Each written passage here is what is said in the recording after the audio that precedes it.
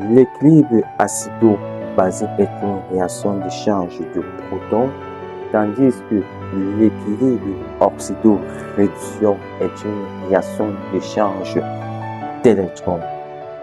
Ainsi, comment matérialise-t-on ces échanges d'électrons?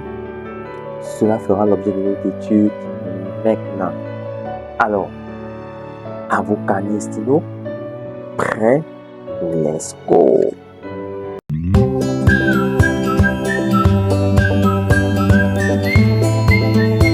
Salut, c'est Nils, votre cours de chimie. Alors, bienvenue dans cette autre séquence d'enseignement. Aujourd'hui, nous allons parler de la chimie minérale. Oui, comme vous l'avez constaté, nous parlerons des oxydoréductions, plus précisément les oxydoréductions en solution aqueuse. Sans plus tarder, allons-y. Alors, pour cette séquence sur le passage des oxydoréductions en solution aqueuse, car nous aurons une séquence pour parler des oxydoréductions par voie sèche. Mais aujourd'hui, c'est ce passage que nous attaquons. Sans plus tarder, en 1, nous allons définir quelques concepts. Allons-y. Alors, en 1, des définitions. Premier concept, nous allons définir oxydation. Oxydation. C'est quoi l'oxydation? L'oxydation, c'est une réaction au cours de laquelle une espèce chimique perd les électrons. Aussi simple que cela. Deuxième concept, réduction.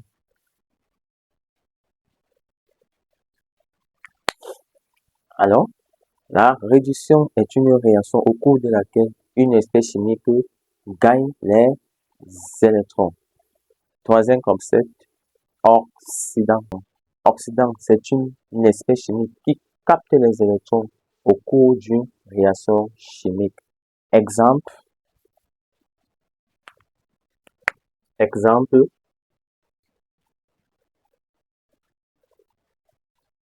nous allons par exemple parler du Cu2+.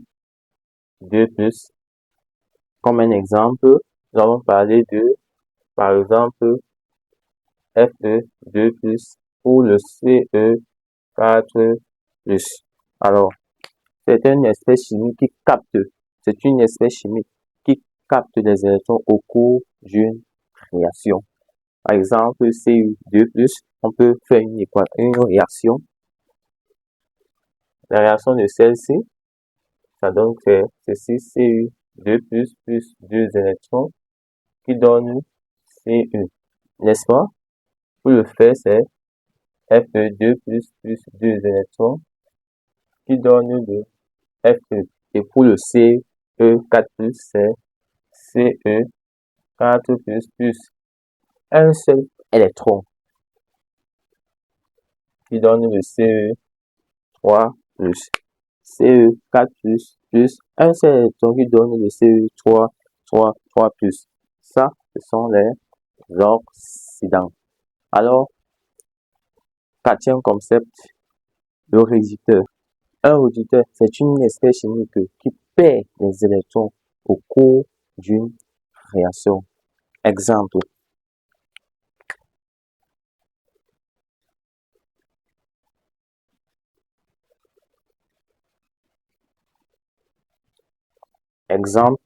on va parler du Cu. Vous voyez, au niveau là, il n'y a pas de charge électronique parce que c'est un réducteur. Lui, il perd les électrons au cours d'une réaction. Tandis que l'oxydant, lui, il gagne les électrons au cours d'une réaction chimique. Capte les électrons au cours d'une réaction chimique. On a Cu, on a par exemple le fer,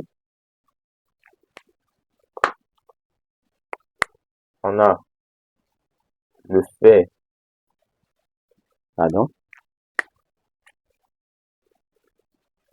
on a le fer, on a par exemple le zinc, on peut faire les réactions de tout cela.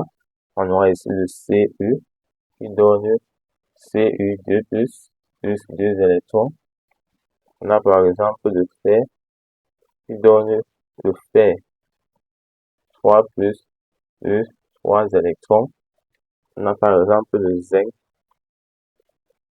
qui donne le zinc 2 plus 2 électrons. Alors, prochain concept, l'oxydoréduction. L'oxydoréduction, c'est une réaction d'échange d'électrons entre un oxydant et un réducteur, tout simplement. Alors, voilà les différents concepts que j'avais à définir avec vous. Alors, poursuivons. Mais avant, capture d'écran. Alors, vous avez capturé l'écran. Alors, en deux, on va parler de réaction d'oxydoréduction. Qu'est-ce que nous allons dire concernant cette réaction?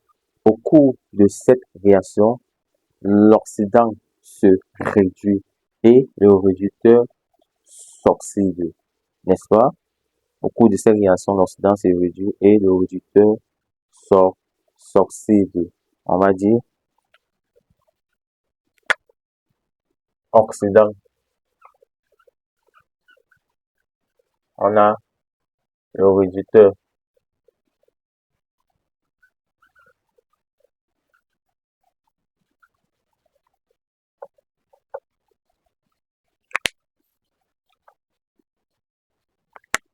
Oxydant, c'est un accepteur d'électrons. Accepteur d'électrons. Le réducteur, n'est-ce pas? Le réducteur, c'est un donneur d'électrons.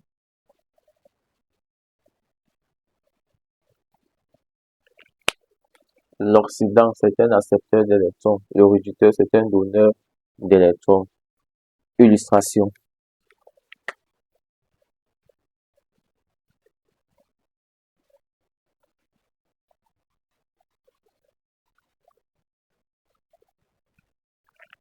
Alors, on va faire quelques illustrations pour expliquer plus davantage. Alors, l'oxydant plus N électrons, là ici le réducteur. Qu'est-ce que nous allons écrire?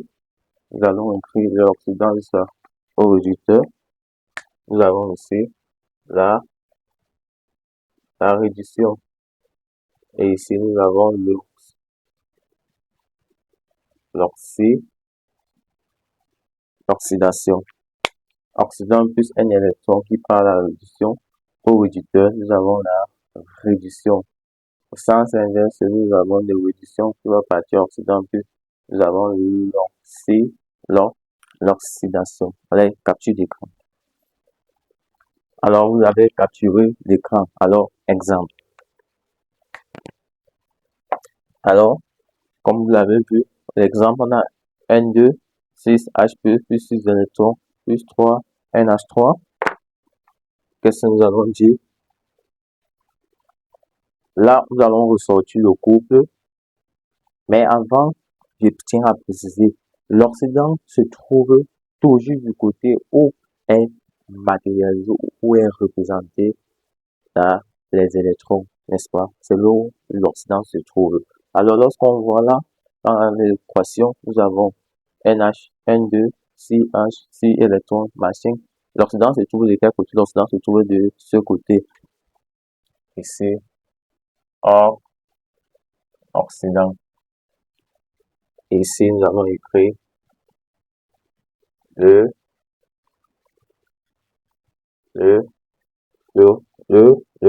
réducteur, n'est-ce pas? L'oxydant et le réducteur. Je vais mettre une double flèche. Le réducteur.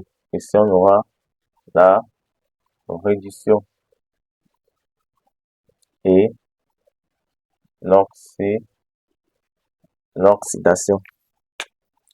seront la réduction, l'oxydation. La réduction, comme je l'ai dit, c'est une réaction au cours de laquelle une essai chimique capte ou gagne les électrons. Tandis que l'oxydation, c'est une réaction au cours de laquelle une essai chimique perd les électrons. Alors, dans l'oxydation, elle perd les électrons, 6 électrons qu'elle va perdre. Alors que dans le chemin inverse, dans la réduction, elle va gagner les électrons pour devenir l'autre. Alors, poursuivons notre séquence. Alors, en 3, on parle du potentiel standard. Alors, cette partie, qu'est-ce que nous allons dire? Nous allons dire tout simplement que la connaissance du potentiel standard nous permet de faire exclusivement deux choses. Première chose,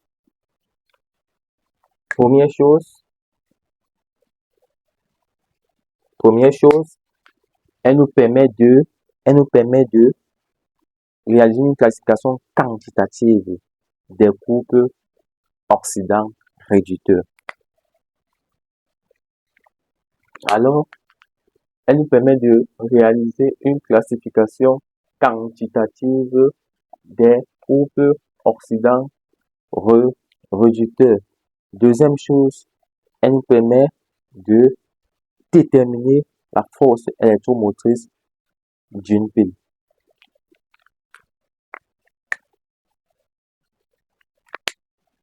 Alors, comme vous pouvez le voir, elle nous permet de déterminer la force électromotrice d'une pile. Alors, poursuivons. La force électromotrice d'une pile, généralement, elle est représentée par FEM, c'est-à-dire FEM. C'est quoi la force électromotrice? On va dire tout simplement FEM.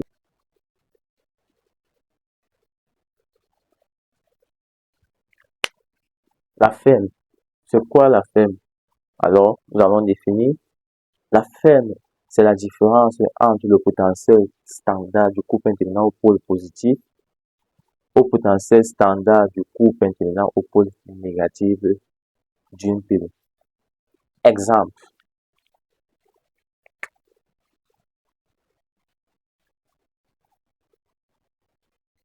Exemple, on va dire soit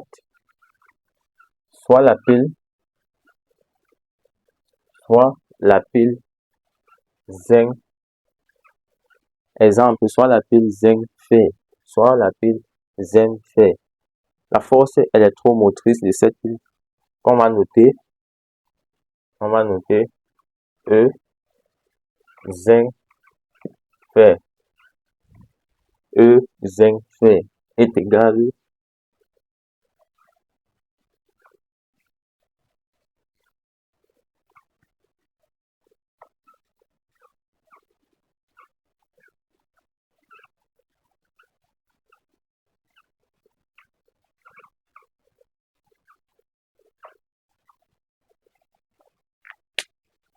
E zinc fer est égal au potentiel standard du couple intervenant au pôle positif moins le potentiel standard du couple intervenant au pôle négatif. Il faut noter également que pour connaître cela, on peut utiliser également la règle du gamma, n'est-ce pas? On peut utiliser la règle du gamma pour connaître quel a le pouvoir oxydant le plus élevé, quel a le pouvoir oxydant croissant et quel a le pouvoir réducteur croissant. Lorsqu'on voit ces deux espèces, en regardant les différents potentiels, on va se rendre compte que celui-ci a un pouvoir oxydant croissant plus élevé par rapport à l'autre. C'est pourquoi lui, on le retranche. Lui, on retranche celui-ci on retranche le zinc au fer. Alors, capture d'écran. Alors, vous avez capturé l'écran. Alors, en remarque, vous allez dire le potentiel est dit standard lorsque la concentration des cations est égale à 1 mol par litre. Alors, 3, 1, classification qualitative. Au niveau de la classification qualitative, Nous allons mettre les équations, interpréter et conclure les résultats. Alors, nous allons commencer par dire, nous allons mettre là astérisque. Réalisons une réaction entre l'ion or et le métal fer. En réalisant cette réaction entre l'ion or et le métal fer, nous avons à la fin comme équation or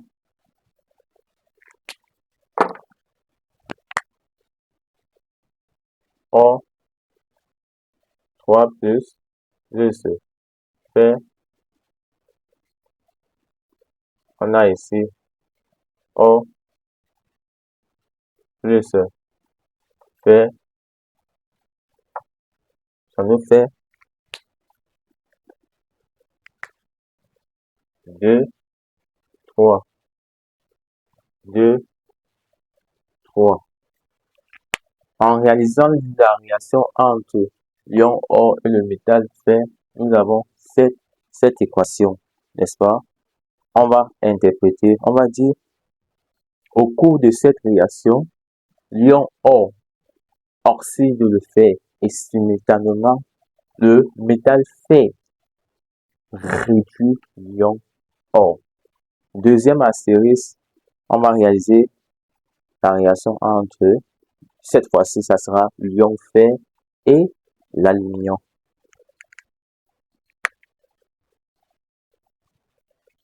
En réalisant la réaction entre l'ion fer et l'aluminium, parce qu'avant, nous avons plutôt fait l'ion or et le métal fer. Deuxième astérisque, l'ion fer et l'aluminium. Au cours de cette réaction, nous aurons comme équation l'aluminium plus le fer qui nous donne l'aluminium plus le fer. Alors, ici le fer comment? On a le fer 2 plus, on a l'aluminium 3 plus. Ça va faire 2, 3. 2, 3. Même interprétation.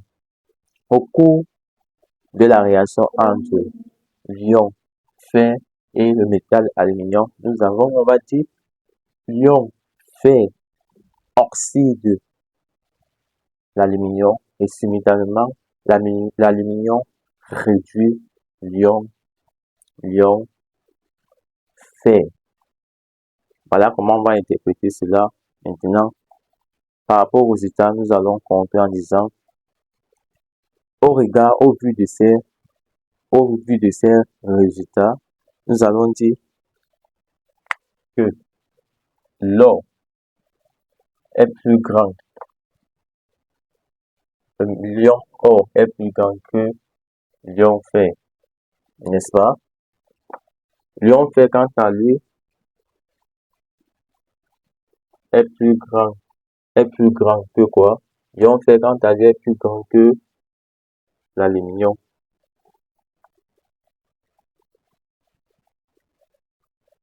Ce qui nous amène à la fin à écrire l'ion or est plus grand que l'ion fer. L'ion fer est plus grand que l'ion aluminium. Ce qui nous amène à la fin à écrire or qui est plus grand que le fer, qui est plus grand que l'aluminium. Ça va nous permettre d'établir un petit tableau qu'on va appeler le tableau de potentiel standard à travers, c'est un tableau où on va classer le pouvoir oxydant croissant, le pouvoir réducteur croissant. Voilà comment nous allons matérialiser ce tableau, n'est-ce pas? Voilà comment on matérialise ce tableau. On met ici, on met là, et on met là. Nous avons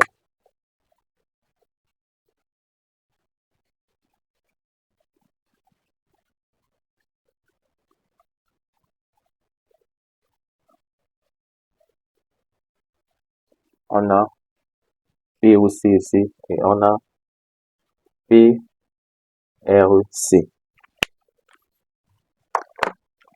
Alors, nous allons expliquer POC, pouvoir oxydant croissant, PRC, pouvoir réducteur croissant. Alors, il a un pouvoir oxydant croissant le plus élevé parmi les trois, qui est suivi du fer et suivi de l'aluminium. Alors, avec ce tableau, nous pouvons établir la règle du gamma. En faisant la règle du gamma, à chaque fois, ça va respecter ces différentes équations. Si je prends par exemple ces deux espèces, si je fais la règle du gamma, bon, là, nous allons pas nous attarder sur la règle du gamma parce que nous aurons une séquence où nous allons détailler plus amplement ce passage. Mais, en bref, ces règles du gamma nous permettent également d'avoir ces choses-ci. Alors, capture d'écran. Alors, vous avez capturé l'écran. J'avais une petite remarque. De manière générale, un couple oxydant-réducteur, n'est-ce pas? C'est un ensemble formé d'un oxydant et de son réducteur. Pourquoi j'insiste sur ça? Parce que il y a une représentation qu'on appelle une demi-équation électronique. Mais cela fera l'objet d'une autre séquence. Lorsque une équation est représentée avec deux flèches, on parle de la demi-équation électronique. Comparé à une seule flèche, on parle de l'équation. On parle tout simplement d'une équation qui peut aussi être une équation bilangue. Mais lorsqu'elle a deux flèches, on parle de demi-équation électronique. N'est-ce pas? C'était une précision que je voulais apporter. Mais ça va faire partie de l'objet d'une autre séquence. Alors, poursuivons 3.2, classification quantitative. Alors, en 3.2, on parle de classification quantitative. Pour cette partie, j'ai choisi de prendre la pile Daniel pour l'expliquer. Dans cette partie, on parle de la pile Daniel. Classification quantitative. Là, nous avons affaire à une pile qu'on appelle la pile Daniel. Alors, il s'agit de la pile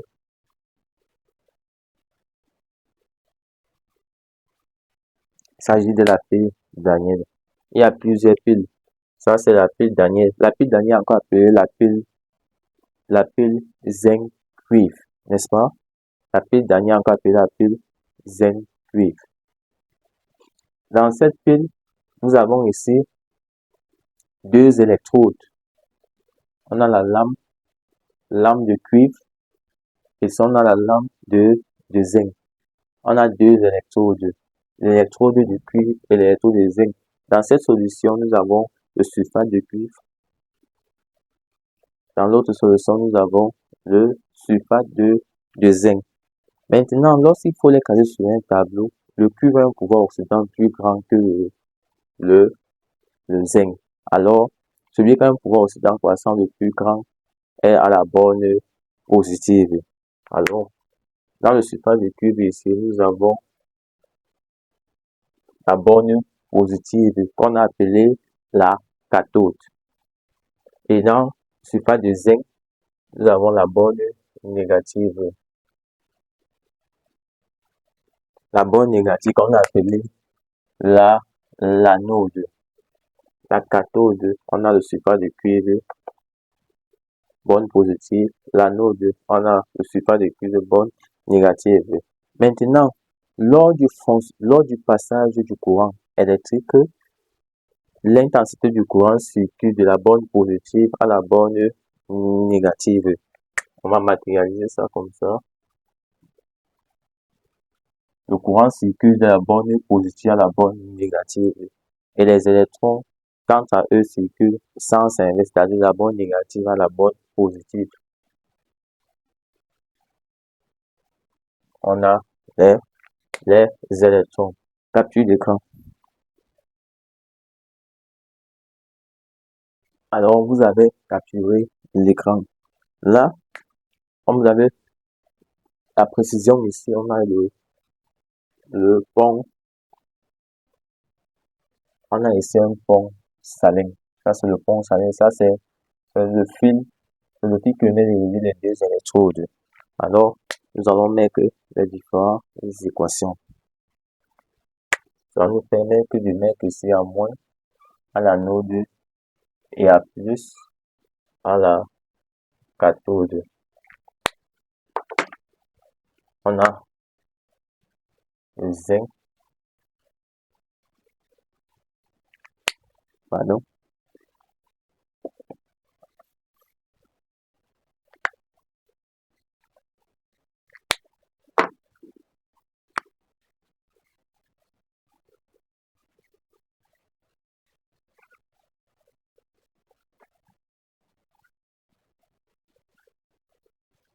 et à la cathode, nous avons le cuivre,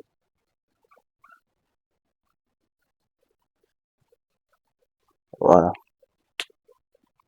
À l'anode, nous avons l'équation C, et à la cathode, nous avons cette équation, n'est-ce pas? Alors, nous allons effacer ici. Alors, nous allons dire ici, dans la finalité, nous aurons quoi? Nous aurons tout simplement le zinc plus Cu2 plus le zinc 2 plus Cu. Ça, c'est l'équation bilan. L'équation bilan de la pile dernière. Comme je l'ai dit, la pile dernière encore appelée la pile zinc cuivre. La représentation conventionnelle de la pile. Représentation conventionnelle. Alors, la représentation conventionnelle de la pile, on a l'anode, comment ça se représente, et c'est bas, et ceci, la cathode. Alors, remarque, l'équation de cette pile est la même qu'on retrouve dans les réactions d'oxydo-réduction des groupes mises en jeu. Bon, il n'y a pas de différence. La seule différence se trouve au niveau de l'électrolyse que nous allons parler dans les prochaines séquences. Alors, nous allons prendre quelques définitions pour sortir. Pont salin.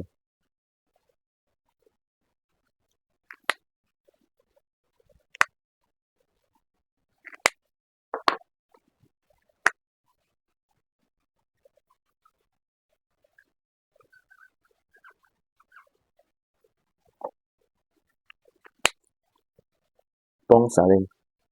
Le pont salin, ça a pour rôle de relier les solutions, c'est-à-dire leur but, c'est pour rôle de relier les deux solutions qui sont en réaction.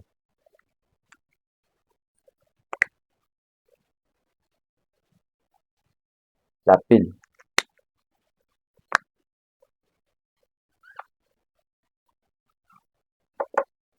Alors, c'est quoi la pile? La pile, c'est un ensemble formé de deux électrodes reliés entre elles par le pont salin.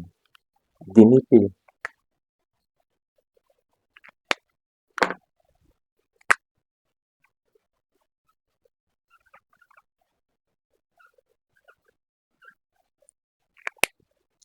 Demi-pile, c'est une lampe métallique notée X. Cette lampe métallique, on va noter. C'est une lampe métallique notée X plongeant dans une solution contenant les ions métalliques notés X à la puissance X plus. Pont salin, son but, ça a pour rôle de relier deux solutions. Pile, c'est un ensemble formé de deux électrodes reliés entre elles par un pont salin. Demi-pile, c'est une lampe métallique notée X plongeant dans une solution contenant les ions métalliques notés X, X machin. Alors, capture d'écran. Alors, vous venez de capturer l'écran. Nous venons comme ça dans le thème de notre séquence. Nous aurons l'occasion de parler dans les prochaines séquences des équations, des demi-équations électroniques, de potentiel standard de l'électrolyse et bien d'autres. Rendez-vous la prochaine fois pour la suite de notre séquence. D'ici, restez scotchés. Alors, si vous avez aimé, lâchez un pouce bleu, abonnez-vous massivement, partagez pour permettre à un grand nombre de bénéficier du contenu. Comme toujours, croyez en vous, car vos rêves se réaliseront sans aucun doute. Si ce, c'était Lévis, photocode de chimie. À très bientôt pour une autre séquence. Au revoir.